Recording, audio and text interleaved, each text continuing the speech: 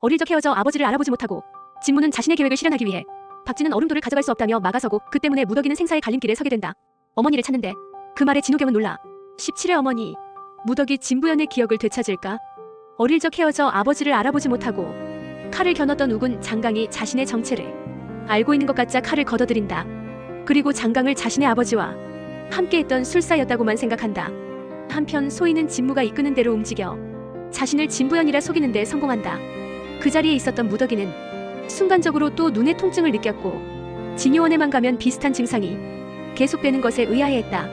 무덕이는 소희가 지팡이 대신 자신이 율에게 선물한 것과 같은 우산을 짚고 있는 것을 떠올리며 율에게 우산의 행방에 대해 묻고 율은 소희에게 줬다 한다. 무덕이에게 소희가 진부연이라며 나타났단 얘기를 전해 들은 율은 그간의 살인사건들이 소희가 진부연이 아니란 진실을 덮기 위해 벌어진 것임을 깨닫는다. 진호경에게 어릴 적 이야기를 듣던 소희는 자신이 알고 있던 무덕이를 떠올리며 무덕이가 진짜 진부연임을 알게 되고 자신이 가짜임을 들키는 건 아닐까? 걱정하면서도 자신이 진짜라 되새긴다. 진호경은 소희를 딸로 받아들였지만 팔의 상처와 목 뒤의 점이 일치하는 것과 달리 귀의 모양이 다르단 것에 약간 의심스러워했다. 그리고 진무는 자신의 계획을 실현하기 위해 진호경을 더욱 다그친다. 과거 진호경이 진부연을 살리려 얼음돌을 장강에게 준 뒤 돌려받지 못한 과오를 꺼내며 자신이 얼음돌을 되돌려 놓을 테니 송림에 맞서자고 한 것.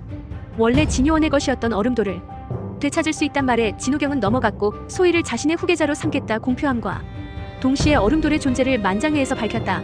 사라졌다는 소문만 돌던 얼음돌이 모습을 보이자 욱과 무덕이는 왕비가 지금의 몸을 버리고 진요원장이 될 소희 몸을 차지할 계획임을 알아차렸고 그 사이 만장의 술사들은 서로 얼음돌을 차지하기 위해 언쟁을 벌이다 아사리판이 된다.